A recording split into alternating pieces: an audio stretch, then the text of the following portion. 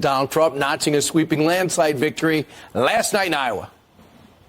And I really think this is time now for everybody, our country, to come together. We want to come together, whether it's Republican or Democrat or liberal or conservative. It would be so nice if we could come together and straighten out the world and straighten out the problems.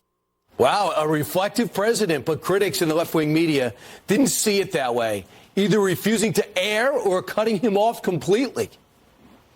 We're going to seal up the border. We have an invasion of millions and millions of people that are coming into our country. I can't imagine why they think that's a good thing. Donald Trump declaring victory with a historically strong showing in the Iowa caucuses. Here he is right now under my voice. You hear him repeating his anti-immigrant rhetoric. The projected winner of the Iowa caucuses has just started giving his victory speech. We will let you know if there's any news made in that speech. So if he wins the election, will they cut him off in the State of the Union address? Is that unbelievable? I'm louder than the winner. Tommy Lahren joins us now. She hosts a great show on Outkick. Tommy, your reaction to their reaction to Trump winning again?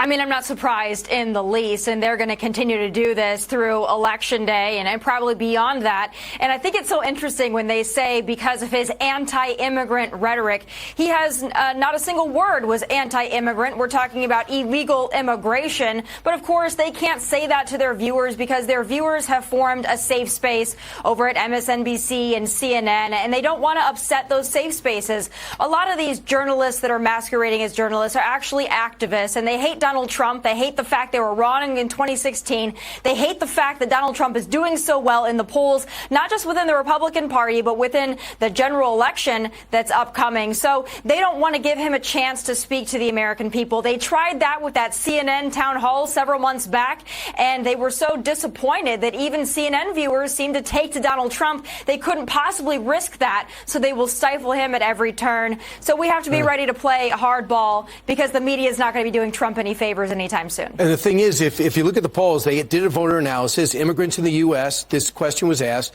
do more to help or hurt the country. 22% say help, 75% say hurt. Meanwhile, in terms of the issues that matter most, immigration's number one, 41%, 33% in the economy, then foreign policy, then health care. Tommy, what I think they're missing is instead of the president coming down an escalator and people saying, what does he mean there's a problem at the border? Now, everybody, including Democratic mayors, know there's a problem at the border. They're the ones living in 2015, 2016, don't you think? I certainly do. And I think Lawrence alluded to this earlier. But if this general election becomes about the economy and immigration, Donald Trump is going to do very well. And I hope that he makes it about the current issues. We got to stop talking about 2020 and bedlam and retribution. We have to talk about the issues. And if the American people are concerned about immigration, well, Donald Trump is your guy because he's the only one that wants to seriously address the issue. That's very good for Donald Trump that people are starting to care. Very bad for CNN and MSNBC, so unfortunately, Tommy, for them. You just brought up tactics. Real quick, on New Hampshire, a different way to win in New Hampshire. A lot of moderates, a lot of independents, and a lot will be taking place voting in the primary. If you're President Trump, do you change what you say?